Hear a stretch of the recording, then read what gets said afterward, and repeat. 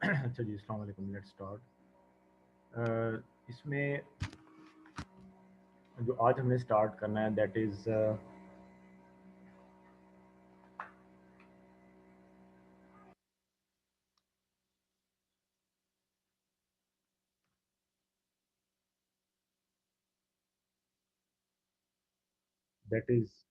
The floating neutral.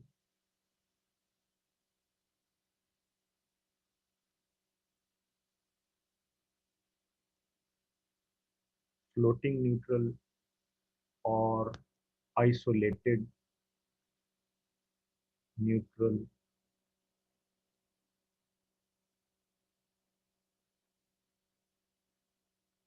ठीक है। और और फ्री न्यूट्रल सिस्टम और फ्री न्यूट्रल सिस्टम। ये हमारा आज का टॉपिक। तो ये वाले जो नाम है स्टूडेंट्स, ये बहुत ही इम्पोर्टेंट टॉपिक है।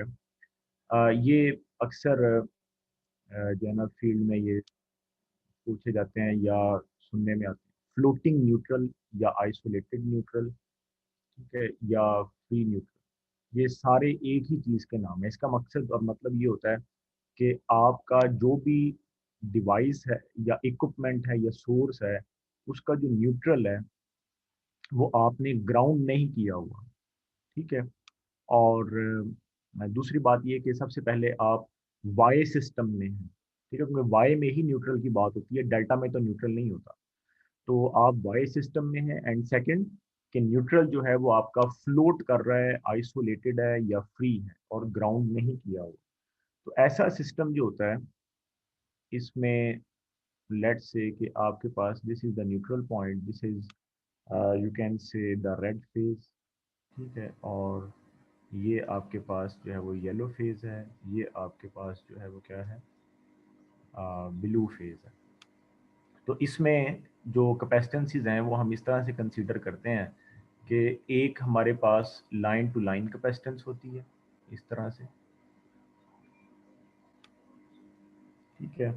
तो ये वाली जो लाइन टू लाइन कैपेसिटेंस होती है, ये डेल्टा में इस तरह से बन जाती है, from red to yellow, yellow to blue and from blue to red. ये हमने लैब में भी देखी थी। ठीक है, we have already seen this thing in the lab.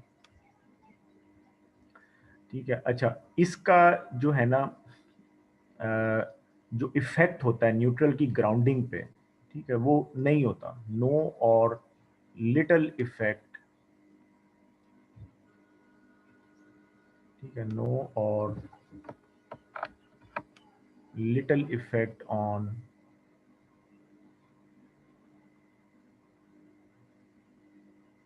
On system grounding. ठीक है, कि जो सिस्टम की जो ग्राउंडिंग है उस पे इसका बहुत छोटा सा इफेक्ट होता है या नहीं होता। उसकी वजह क्या है? उसकी वजह ये है कि ये जो कैपेसिटेंसेस हैं ये लाइन टू लाइन है, यानी आपस में ही है। यानी इनमें से कोई भी जो कैपेसिटेंस है वो अर्थ के साथ नहीं है। जैसे कि अब मैं जो शो करूंगा, ठीक है, अब एक जो रेड है उसकी जो कैपेसिटेंस है, आप कह लें कि वो इस तरह से अर्थ के साथ है।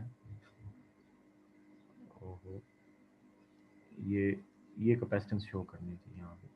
सो this is, you can say C are.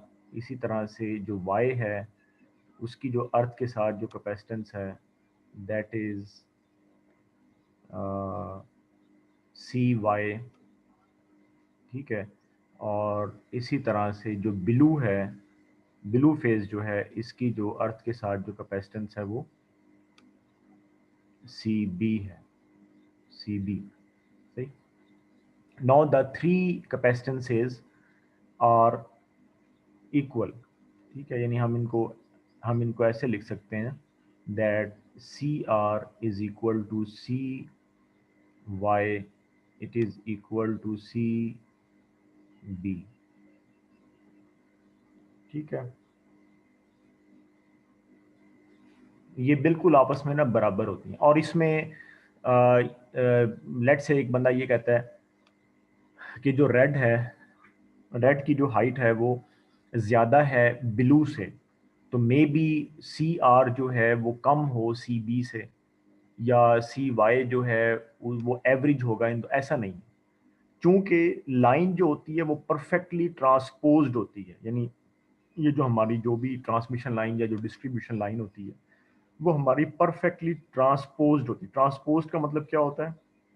Transpose का मतलब ये होता है कि अगर ये हमारा रेड फेज है तो थोड़ी किलोमीटर्स के बाद ये, या कह लें 1 किलोमीटर के बाद हम इसको सेकंड पे ले जाते हैं, और जो येलो होता है जो सेकंड पे होता है उसको हम फर्स्ट पे ले जाते हैं। क्यों नहीं समझ आई? और जो आपके पास अभी जो ब्लू फेज है, कह लें जो आपके पास थर्ड पे चल रहा है, उसको हमने अभी यहीं पर ही रखा हुआ, और कुछ किलोमीटर्स के बाद और जाके ब्लू, अब चूंकि सबसे नीचे था, हम इसको ऊपर ले जाएंगे। ठीक है, तो इस तरह से इसको हम कहते हैं ट्रांसपोजिशन। ये आपने पावर फंडामेंटल्स में लाजमी पढ़ा होगा, ट्रांसपोजिशन। तो चूंकि लाइन परफेक्टली ट्रांसपोज्ड होती है, उसको हम इसलिए ट्रांसपोज करते हैं ताकि सी आर, सी वाई और सी बी जो हैं वो आपस में बराबर हों। तो फिर इसका जो आप कह लें कि जो फेजर डायग्राम जो बन जाती है वो क्या हो जाएगी? So this is V R, this is V R N. ठीक है, और फिर इससे अगर मैं इसको करूं तो ये मेरे पास क्या बन जाएगा? आई आर। ठीक है, आई आर, यानी ये वाले, ये आई आर क्या है? ये वो कैपेसिटिव करंट है जो कि सी आर को चार्ज कर रहा है, या सी आर का करंट है। ठीक है, आई आर जो है, सो इधर हम लिख सकते हैं that I R is nothing but I R it is equal to V R N over X XC, and that is equal to V VRN over XC, that is equal to VRY over VRN, VRN over XC, and that is equal to VBN over XC। यानी कि ये सारे currents आपस में बराबर हैं, और ये क्या है? V ये वी वाई एन, अच्छा मैंने आर लिख दिया, this is V Y N. ठीक है, this is V Y N. So V Y N over X, ये आपके पास क्या है? This is I Y. ठीक है, and V B N over X जो है ये क्या है? This is I B. So I R it is equal to I Y, it is equal to I B, and they are the capacitive currents, capacitive, they are the capacitive currents। आप यूं कह लेंगे capacitive charging currents हैं। ठीक है, तो ये फिर इससे लीड कर रहा होगा 90 डिग्री पे। समझ आ रही बात? तो इसको जो है वो हम यहाँ पे इस तरीके से हम बना सकते हैं, इस तरीके से कि आपके पास this is V R N and this is I R. ठीक है, और ये इससे 120 पे यहाँ पे लेट से कि हमारा है वी बी एन। ठीक है, और यहाँ पे मज़ीद यहाँ 30 डिग्री, ये हमारा क्या है? V Y N. ठीक है, तो इस तरीके से ये रोटेट कर रहा है। ठीक है, तो वी बी एन जो है, अब इसका जो आई बी मैं शो करूँगा वो इस तरह से हो जाएगा, ये इसका आई बी हो जाएगा, क्योंकि वो भी इससे 90 डिग्री पे लीड कर रहा है। ठीक है, ये हमने क्लास में पढ़ा भी था कि कैपेसिटिव करंट अब मैंने शो करना है, और इसी तरीके से जो आई वाई है वो इधर आ जाएगा। ठीक है, आई वाई जो है वो यहाँ पे हो जाएगा, यानी हर जो कैपेसिटिव करंट है उसके फेज का वो उससे 90 डिग्री लीड कर रहा है। ठीक है, बिकॉज कि वो कैपेसिटिव करंट है। जैसे I R is leading V R N by 90 degree, similarly I B is leading VBN by 90 degree, IY is leading VYN by 90 degree. ठीक है, तो IR, IB and IY they are same and they are the charging currents. Now हम कहते हैं कि हम अगर इनकी इक्वेशन लिखें सबकी, तो ये हो जाएगा IR it is equal to IB it is equal to IY and that is equal to, हम इसको ऐसे लिख सकते हैं simply V phase over XC। और ये जो V फेज है, V फेज, ये क्या हमने पीछे लिखा है, V phase it is equal to VRN, it is equal to VBN and it is equal to VYN। ठीक है ना, ऐसे ही था, सही है। सो दे आर ऑल सेम। एक तो ये है कि ये सेम है, और फिर ये है कि जो इनका जो फेजर सम है, यानी I R plus I B, ठीक है, plus I Y,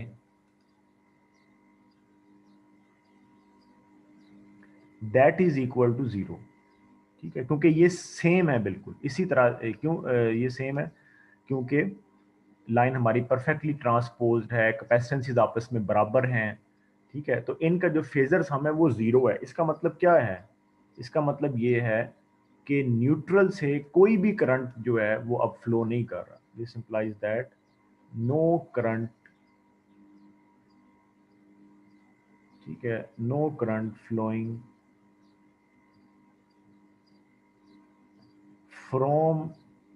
from neutral,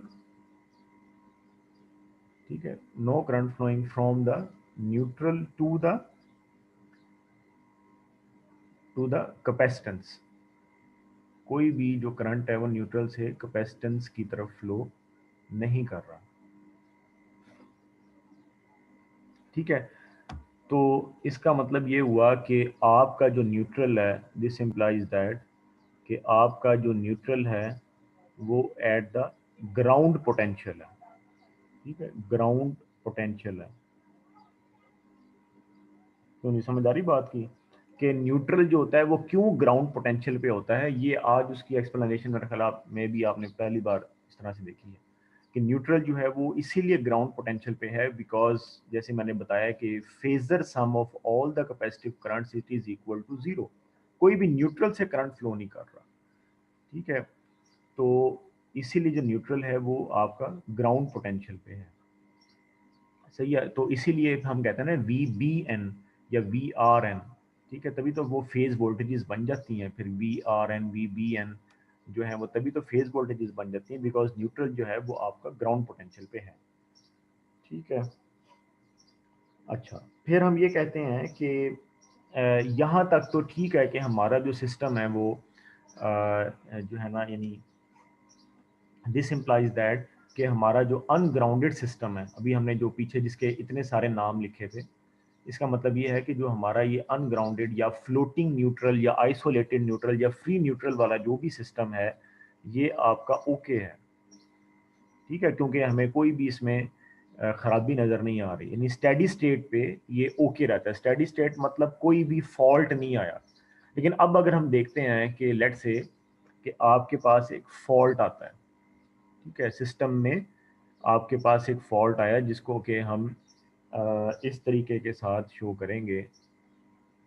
ठीक है, कि जैसे कि ये आपके पास आर फेज़ है और ये आपके पास जो है वो येलो फेज़ है और ये आपके पास ब्लू फेज़ है, येलो एंड ब्लू। तो ये आपके पास न्यूट्रल है और ये इसकी कैपेसिटेंस है रेड की, ठीक है, जो अर्थ के साथ है। इसी तरह से येलो की ये कैपेसिटेंस है। लेकिन फॉल्ट जो है ना, हम कहते हैं कि लेट से कि आपके पास ब्लू में आया टू द ग्राउंड, ठीक है, ये फॉल्ट है। लाइन टू ग्राउंड फॉल्ट आ गया या फेज टू ग्राउंड फॉल्ट आ गया और वो ब्लू फेज में आया आपका, ठीक है, ग्राउंड के साथ। जिसका मतलब ये हुआ कि अब जो ब्लू की जो कैपेसिटेंस है वो सारी की सारी फॉल्ट के थ्रू डिस्चार्ज हो गई है। यानी capacitance of blue phase is discharged, वो यानी वो अब वो ख़त्म हो चुकी है, इसलिए मैंने अब जो है ना वो उसको बनाया नहीं। ठीक है, इसके अलावा और हमारे पास क्या कंडीशन हुई है कि अब आपके पास एक सर्टन न्यूट्रल करंट फ्लो करेगा, न्यूट्रल करंट फ्लो करेगा, that would be equal to the capacitive current and that would be equal to I R plus I Y, इन दोनों के बराबर होगा, बिकॉज आई बी तो खत्म हो गया ना। तो हम ये कहेंगे कि अब न्यूट्रल से आपके पास जो है वो यानी ये वाला जो करंट है, ठीक है, वो इस तरह से फ्लो कर रहा है और एक यहाँ पे फ्लो कर रहा है, आई आर और आई वाई, और दोनों का जो सम है उसको हम कहते हैं कि ये आपके पास आई सी है। ठीक है, तो यानी न्यूट्रल से एक करंट, कैपेसिटिव करंट जो है वो अब सर्टन कैपेसिटिव करंट फ्लो कर रहा है to the R phase and to the Y phase. Why because अब वो जो बैलेंस था इक्वल टू जीरो वाला, यानी I R plus I Y plus I B, ठीक है, वो अब आपके पास जीरो जीरो नहीं है, क्योंकि ब्लू फेज हिल चुका है, ब्लू फेज में फॉल्ट आ चुका है, उसकी कैपेसिटेंस जैसी डिस्चार्ज हुई तो न्यूट्रल से करंट फ्लो करना। अब चूंकि हमने ये कहा कि ये वाला जो करंट आ रहा है ये आ रहा है from neutral to the C R, इसको आप सी आर कह लें, ये आप इसको C Y, from the neutral to C R and C Y. इसका मतलब ये हुआ दिस इम्प्लाइज दैट कि जो न्यूट्रल है आपका वो अब ग्राउंड पोटेंशियल पे नहीं है, not at the ground potential. क्यों? क्योंकि न्यूट्रल से तो करंट फ्लो करना शुरू कर गया, इसका मतलब ये है कि न्यूट्रल जो है उसका जो पोटेंशियल है वो अब ज्यादा हो चुका है, इसीलिए तो न्यूट्रल से सर्टन करंट फ्लो किया, वरना अगर एक चीज ग्राउंड पोटेंशियल पे हो तो वहां से करंट कैसे फ्लो कर सकता है। तो इसका मतलब ये हुआ कि neutral is not at the ground potential. इसका मतलब क्या हुआ? इसका मतलब ये हुआ कि अब जो आपका V, जो वी आर एन था, जो वी आर एन था वो अब आपका वी आर बन चुका है, यानी कि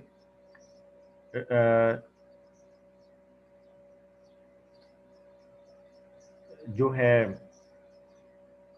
यानी, या हम इसको इस तरह भी लिख सकते हैं कि वी आर बन चुका है।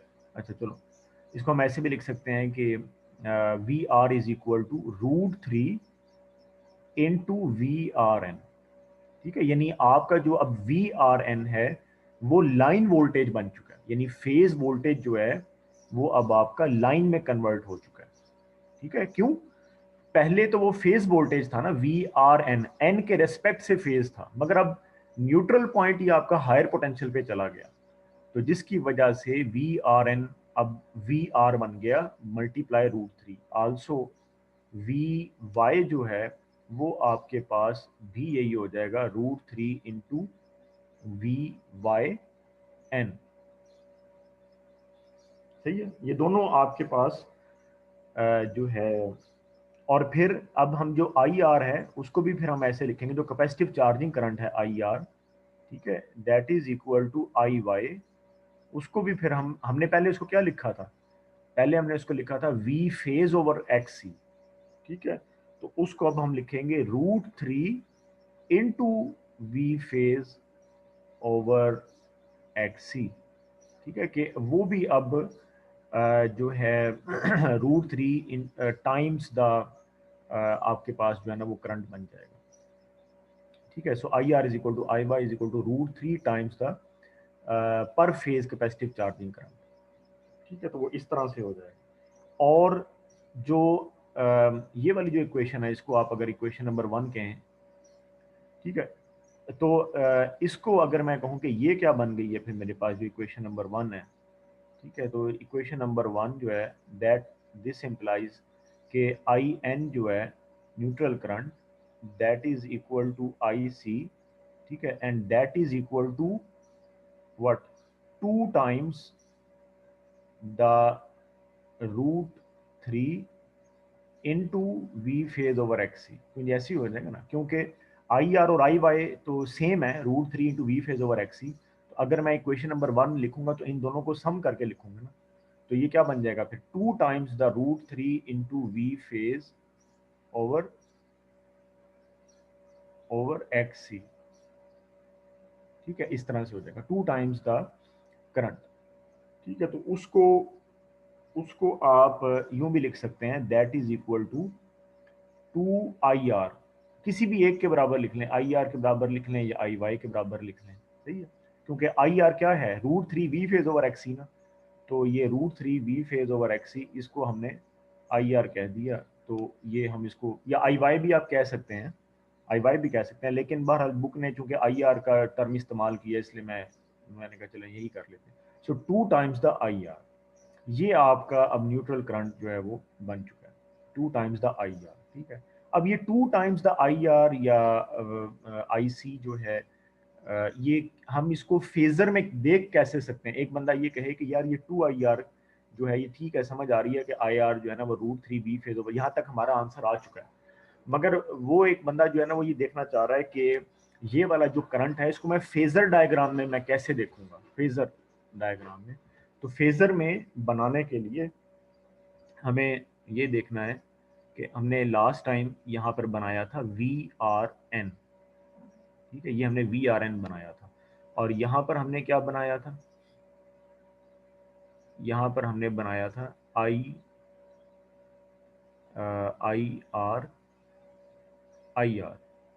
ठीक है, जो कि उससे 90 डिग्री पे था। ये मैं पुरानी वाली डायग्राम पहले बनाऊंगा, फिर उसके बाद हमने यहाँ पे बनाया था इस तरह से VBN। ठीक है, और यहाँ पे आप वो बैक करके देख सकते हैं रिकॉर्डिंग को। सो VYN हमने यहाँ पर बनाया था इस तरह से, ये हमारी डायग्राम थी ऐसे। ठीक है, और जो है आपके पास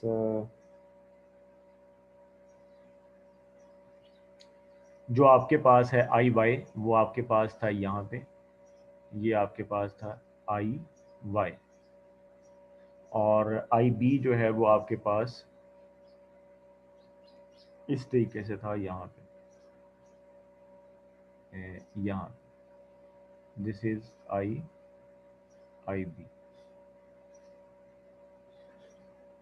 ठीक है, 60 और 60 120, और ये सारे इस तरह 120 पे हैं।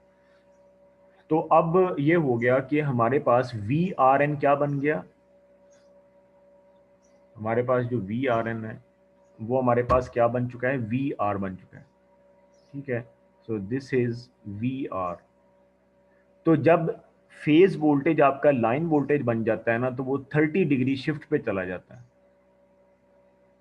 ठीक है, ये डेल्टा वाई ट्रांसफॉर्मेशन में भी आपने पढ़ा हो या ना, लेकिन बहरहाल at some other time I will explain के लाइन वोल्टेज और फेज वोल्टेज में 30 डिग्री का शिफ्ट जो है वो क्यों आता है। ठीक है, बहरहाल चूंकि जब VRN अब VR बन चुका, तो ये 30 डिग्री पे इस तरह से हम इसको शो करेंगे फेज से। ठीक है, तो ये इस तरह से होगा। और जो चूंकि V यहाँ तो फॉल्ट आ गया ना, ये तो फॉल्ट बन गया, इसलिए इसके वोल्टेज को तो हमने शो ही नहीं करना। ठीक है, ये तो फॉल्ट हो गया। जो आपके पास VYN है वो आपके पास क्या, VY जो है वो आपके पास कहाँ पर शो हो जाएगा, ये हो जाएगा VY। ठीक है, उससे 30 डिग्री आगे शिफ्ट में। ठीक है, इस तरह से हम एंटी क्लॉकवाइज देख रहे हैं, तो ये VYN से 30 डिग्री पे आ जाएगा, और ये VR जो है VRN से आ जाएगा। दूसरी बात ये कि अब हमने शो करना है एक्चुअली IN, एक्चुअली जिस मकसद के लिए हम इधर आए हैं, IN is equal to IC, it is equal to 2IR। ठीक है, तो ये हमने देखना है कि, और ये भी हमें पता है इससे पहले कि जो IR है, ठीक है, that is equal to √3 into V phase over XC के बराबर होता है, ये हमने अभी पीछे देख लिया है। ठीक है, यानी वो लाइन करंट बन चुका है अब। तो अब ये है कि यानी जो IC है वो यानी इसको हम यूं भी लिख सकते हैं, that is equal to IR plus I Y, क्योंकि दोनों में फ्लो कर रहा था ना, यानी बी की कैपेसिटेंस तो डिस्चार्ज होगी, वो तो खत्म हो गई, तो फिर जो न्यूट्रल करंट था अभी हमने पीछे देखा वो इन दो के सम के बराबर था, आई आर और आई वाई। तो आई आर और आई वाई को अगर हमने सम करना है एक्चुअली, तो ये हमने देखना है यहाँ पे, ये आपका आई वाई है, और इसके ऊपर अगर आप वेक्टर यानी इस तरह से है आपके पास, ये आपके पास आई वाई है, ठीक है, और ये आपके पास जो है वो आई आर है यहाँ पे। तो आप आई आर वाले वेक्टर को उठा के इसके ऊपर आप सम करें इस तरह से, तो इस तरह से ये सम हो जाएगा हेड टू टेल रूल से, और ये आपके पास क्या बन जाता है, आई सी,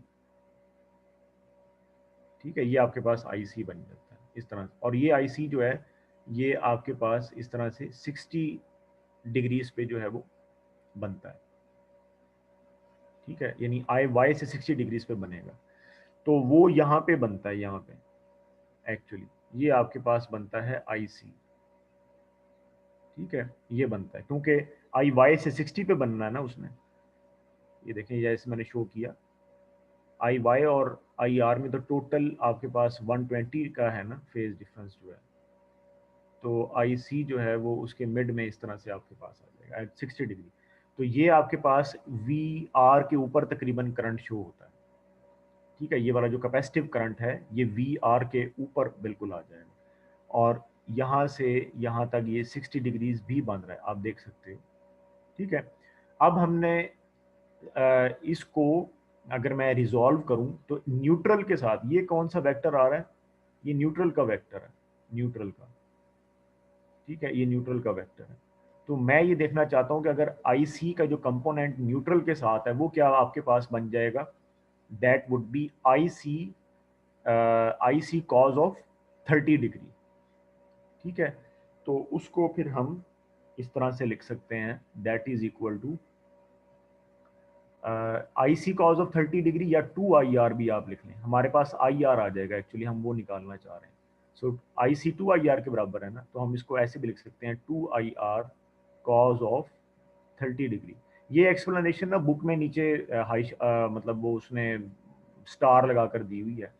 तो बार कॉज ऑफ 30 डिग्री जो है वो क्या हो जाता है आपका √3/2, ठीक है। सो 2 से 2 कैंसिल हो जाएगा, यानी कॉज ऑफ 30 डिग्री जो है ये √3/2 होता है।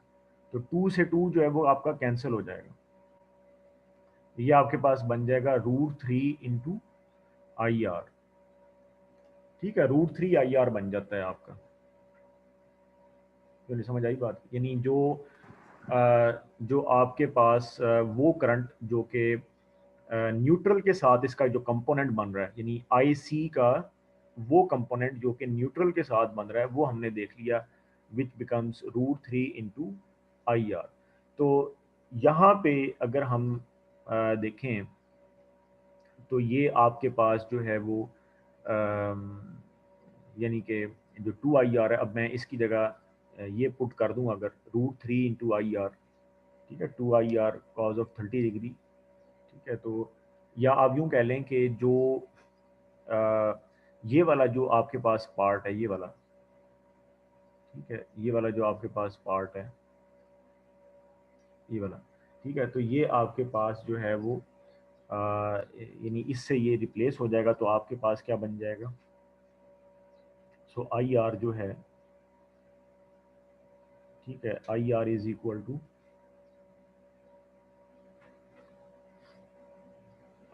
I R is equal to √3 into √3 into I R, ठीक है। तो ये आपके पास 3 टाइम्स बन जाता है एक्चुअली, ठीक है, 3 times the capacitive charging current, ठीक है, जो यानी जो फॉल्ट से पहले था उसका 3 टाइम्स बन जाता है, ठीक है। तो यानी ये हमें इसका नुकसान होता है, आप यूं कह लें इन शॉर्ट, ठीक है। यानी ये वाली जो एक्सप्लेनेशन है ना, ये मैंने सिर्फ इसलिए दी है कि हम ये देखना चाह रहे थे, वरना तो वो पीछे तक हमने ये निकाल दिया ये वाला, यानी ये वाली जो इक्वेशन है वो आपके पास आ चुकी है कि अगर एक अनग्राउंडेड सिस्टम में आपके पास, हम यानी पढ़ क्या रहे हैं इसमें कि एक अनग्राउंडेड सिस्टम में जब आपके पास फॉल्ट आता है तो न्यूट्रल करंट फ्लो करता है जो कि कैपेसिटिव चार्जिंग करंट के बराबर होता है, ठीक है, और that is equal to 2 times into I R and that is equal to I R plus I Y. और आई आर किसके बराबर होता है? √3 V। यहाँ तक तो हमने पढ़ लिया था। अब जो हमने ये थोड़ी सी डायग्राम में यहाँ पर देखा है ना, ये मतलब कुछ भी नहीं है इसको। अब मैंने बताया कि एक जस्ट एक एक्सप्लेनेशन मैंने दी है कि ये आपके पास जो 2 IR या I R plus I Y जो है, इसको आप सम अप कैसे कर सकते हो, ठीक है, how to sum the two, ठीक है, आई आर और आई वाई को आप कैसे सम कर सकते हो। तो ये मैंने इसकी जो है वो थोड़ी सी एक्सप्लेनेशन जो है ना वो आपको दी है, ठीक है। तो ये आपके पास जो है वो यानी कि इसका ये वो वाला कंपोनेंट है जो न्यूट्रल के साथ इसका बन रहा है, which is √3 times I R, ठीक है। तो इस वाले कंपोनेंट को आप मतलब ये तो ये वाला जो आई आर है, अब इसमें अगर हम रखें, क्योंकि ये भी √3 टाइम्स द फेज कंपोनेंट था, तो ये इस तरह से बन जाता है ऐसे, ठीक है, यानी ये वाला जो है तो वो 3 टाइम्स बन जाता है। यानी इसका मतलब ये है कि आफ्टर द फॉल्ट वो 3 टाइम्स द प्रीवियस करंट बन जाएगा, ठीक है, वो कैपेसिटिव चार्जिंग करंट आपके पास ज़्यादा हो जाएगा। तो अब हम इसका इम्पैक्ट देखते हैं कि बुक से उसने जब इसके डिसएडवांटेजेस वगैरह लिखे हैं कि वो यानी इस तरह से क्या हमारे पास इम्पैक्ट पड़ रहा है। तो ये हम यहाँ पर देखते हैं।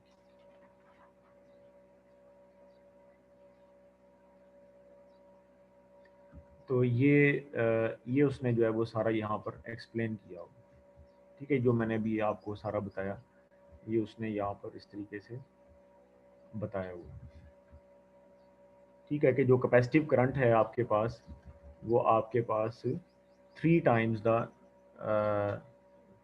The per phase capacitive current जो है वो आपके पास बन जाता है, ठीक है। तो ये फिर इस तरह से उसने यहाँ पर ये सारा ये एक्सप्लेन किया हुआ है।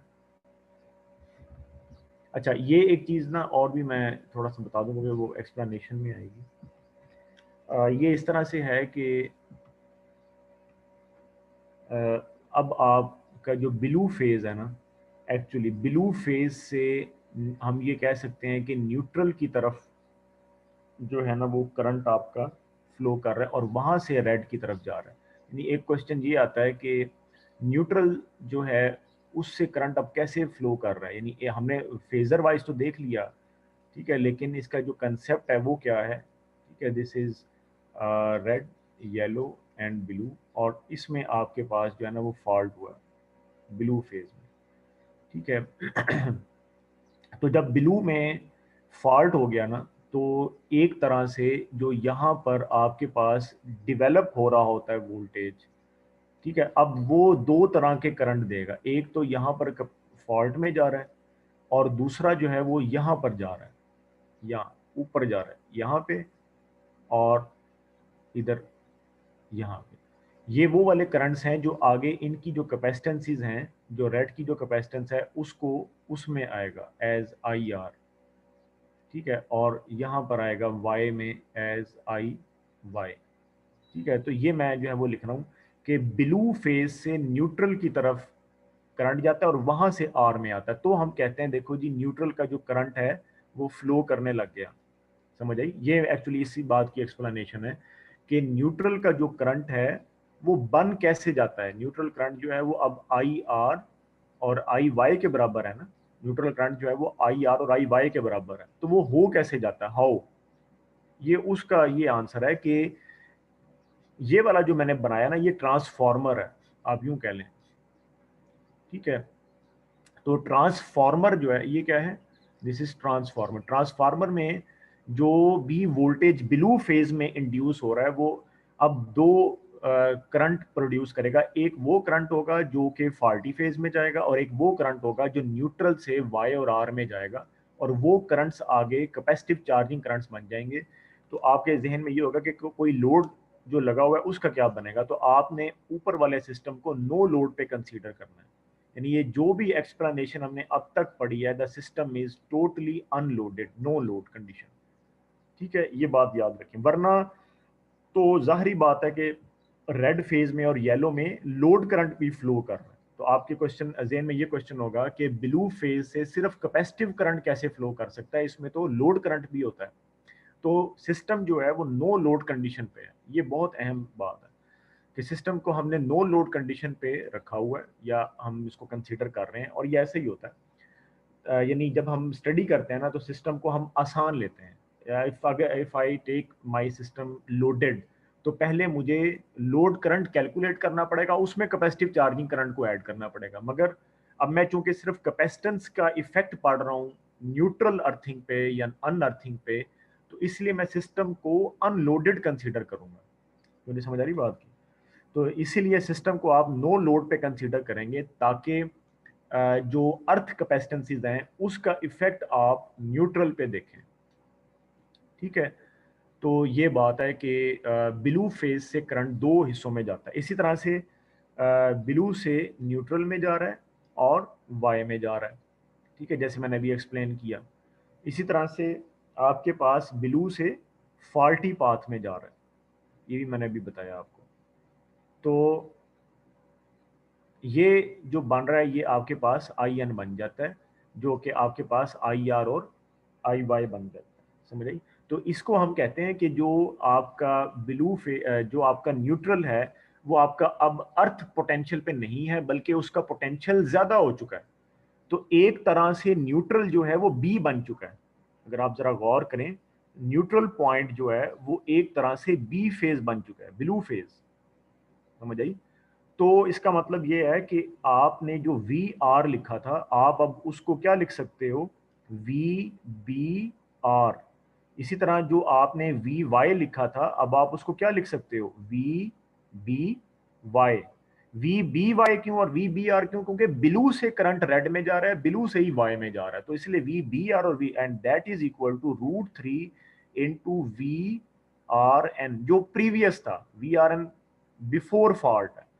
it is equal to √3 into V Y N. V Y N क्या है? Pre fault. ठीक है, प्री फॉल्ट, ये दोनों जो हैं वो क्या हैं? प्री फॉल्ट के। जो प्री फॉल्ट आपके जो फेज वोल्टेजेस थे, वो अब लाइन वोल्टेजेस बन चुके हैं। इसका मतलब यह है कि जो घर आपके रेड और येलो पे थे, वो एकदम 400 वोल्ट पर आ जाएंगे। तो समझ आ रही बात की? यानी जो ये जो घर आपका रेड फेज पे लगा हुआ था 230 वोल्ट पे लेट से, वो एकदम से आपका जो है वो क्या हो जाएगा, 400 वोल्ट पर आ जाएगा। समझ आई? और इस तरह से वो उसके जो आपके जो लोड हैं वो जल जाएंगे। आप इसको कंसीडर करें कि आपका जो लोड घर में चल रहा है इस वक्त, वो 230 वोल्ट पे है। और अगर मैं ट्रांसफार्मर को ग्राउंड ना करूं, जैसे अभी यहाँ पर दिखाया हुआ है, तो उसका इफेक्ट क्या पड़ेगा अगर एक फेज में फॉल्ट आ जाता है? अगर एक फेज में फॉल्ट आएगा, तो आपके जो घर रेड और येलो पे पड़े होंगे, जो हेल्दी फेजेस हैं, वो एकदम 400 वोल्ट पर आ जाएंगे और वो चीजें जल जाएंगी। मुझे समझ आ रही बात की? ये है इसका टोटल इम्पैक्ट। तो बुक ने इसको इस तरीके से एक्सप्लेन नहीं किया, वो इसको डायरेक्ट बहुत अजीब तरीके से बता रहा है, विच आई डू नॉट एग्री। यानी कैपेसिटिव करंट को अगर मैं ग्राउंड से ऊपर दिखाऊंगा ना, तो तुम लोग समझ जाओगे कि शायद ये वाली कैपेसिटेंस जो है ना वो वाकई होती है।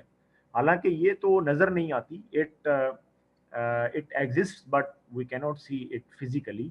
तो फिर ग्राउंड से सिस्टम भी अर्थ नहीं है, तो ग्राउंड से करंट ऊपर कैसे चला गया? तो ये एक्सप्लेनेशन इसीलिए समझ नहीं आती, या वो कह लो कि उसका तुक नहीं बन रहा होता। तो मैंने इसलिए इसको इस तरीके से नहीं एक्सप्लेन किया। I have shown you the current from flowing from blue phase to N, and then N to R and Y, and in the downward direction, not in the upward direction. If you show the current in the upward direction and from IC here, you cannot have a good concept like I have explained you. तो इसीलिए जो मेरे explanation की जो diagram है, आप वही follow कीजिएगा। ये वाली जो डायग्राम है, ये जो है मैं इससे एग्री नहीं करता। और ये जो एक्सप्लेनेशन है वो इस लिहाज से ठीक नहीं है, क्योंकि एक दफ़ा अगर आपका कैपेसिटेंस डिस्चार्ज हो जाता है, तो वो फ्लो तो नहीं करता रहेगा। यानी इसके मुताबिक तो आईसी इतना है कि वो बाकायदा से आई आर और आई वाई क्रिएट किए जा रहा है। हालांकि ऐसा नहीं होता, वो तो एकदम से डिस्चार्ज हो गया और बात खत्म हो गई उसकी। अब जो आईसी होगा वो होगा जो न्यूट्रल से फेज में और फेज से कैपेसिटेंस में आ रहा है, जैसे मैंने आपको एक्सप्लेन किया सारा। मुझे समझ आई बात। तो दूसरी बात ये कि यहाँ पे यू कैन सी कि ये वी बी आर लिख रहा है V B Y, but it is not showing its explanation. तो वो एक्सप्लेनेशन जो है वो इस तरह से उसने ये बस बता दिया है कि ये चूँकि करंट, जारी बात है कि ब्लू से आर और वाई में जा रहा है, लेकिन मैंने अभी आपको जिस तरह से एक्सप्लेन किया तो इसी का ही कंसेप्ट है, एक्चुअली कंसेप्ट ही यही है और एक्चुअली इस तरीके से ही होता है। ठीक है।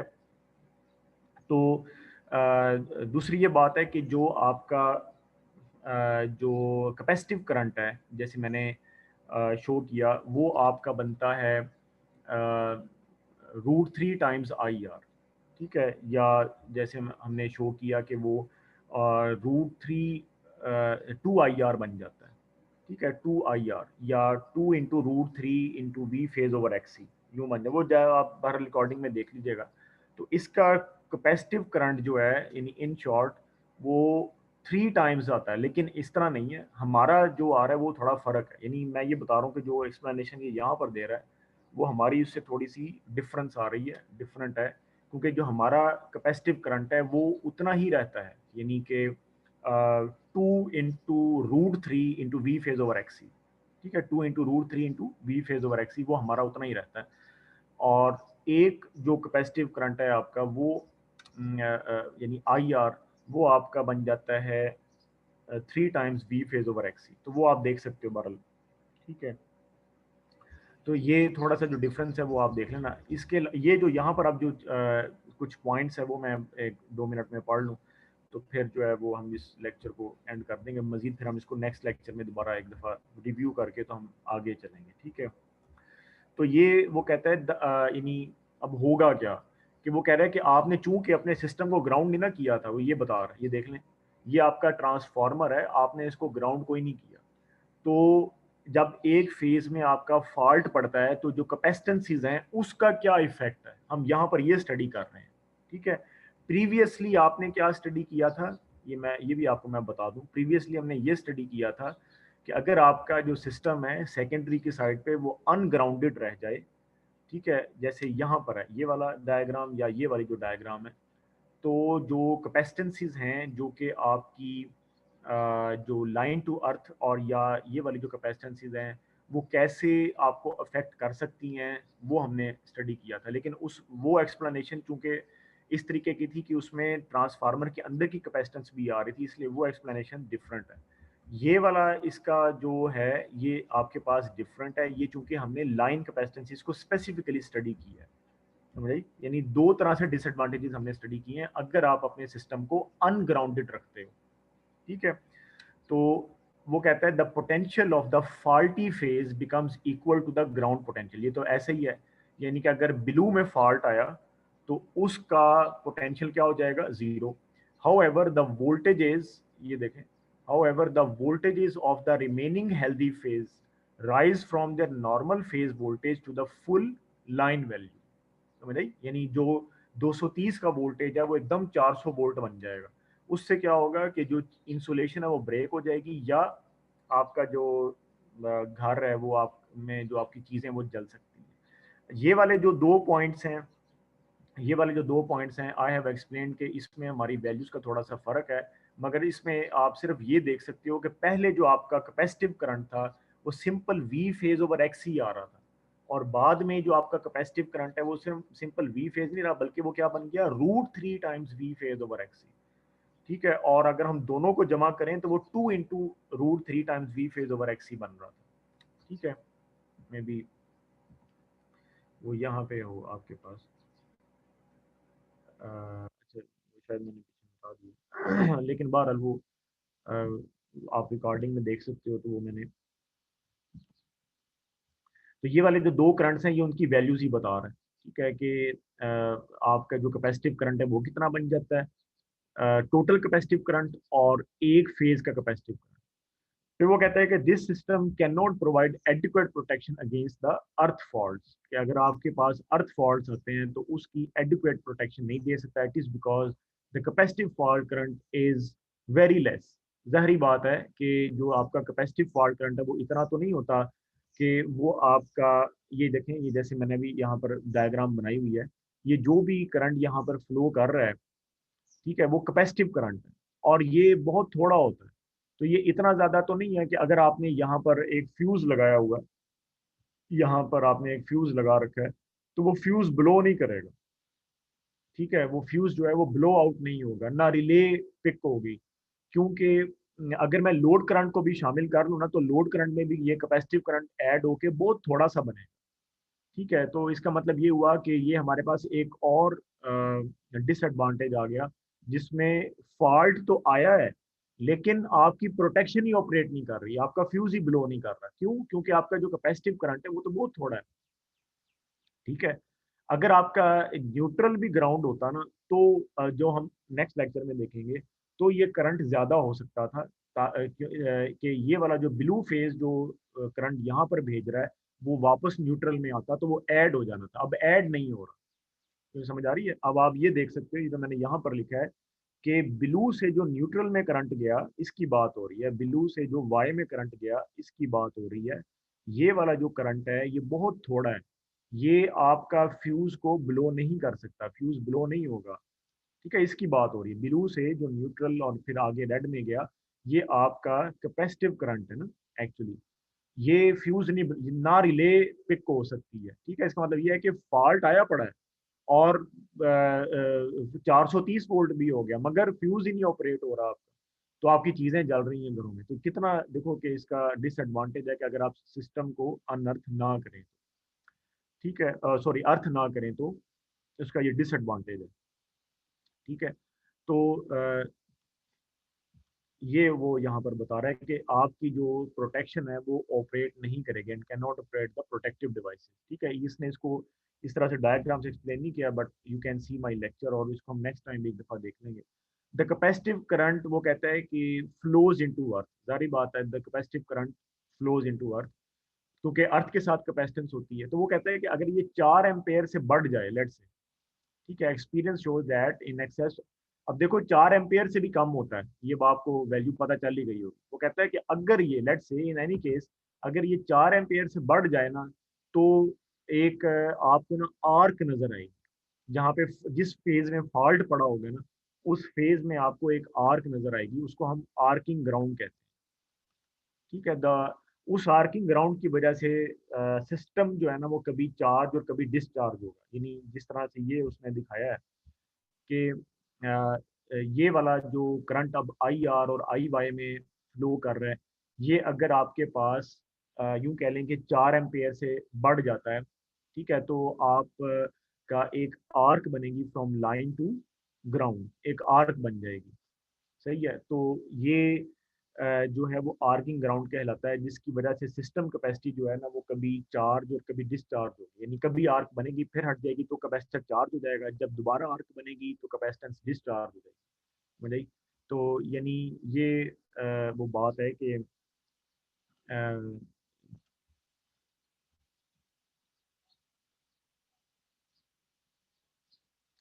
तो ये सिस्टम में ऑसिलेशंस क्रिएट कर देता है, जो कि 5 two phase voltage, healthy voltage को फिर से 5 to 6 टाइम्स और ऊपर ले जाएंगी, जो उसकी पीक वैल्यू। तो over voltages in healthy conductors में damage the insulation in the line, ये वो बता रहा है। ये हम जो है मजीद इसको नेक्स्ट टाइम दोबारा एक देखने के, बहरहाल ये आपके पास आर्किंग ग्राउंड का जो है ना ये एक इफेक्ट है जो कि उसने यहाँ पर एक्सप्लेन किया।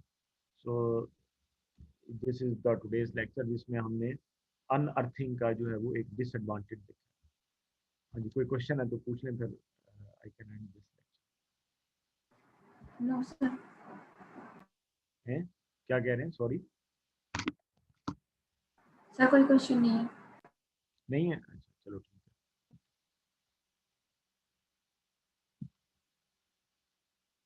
ये वाली जो एक्सप्लेनेशन है ना इसकी,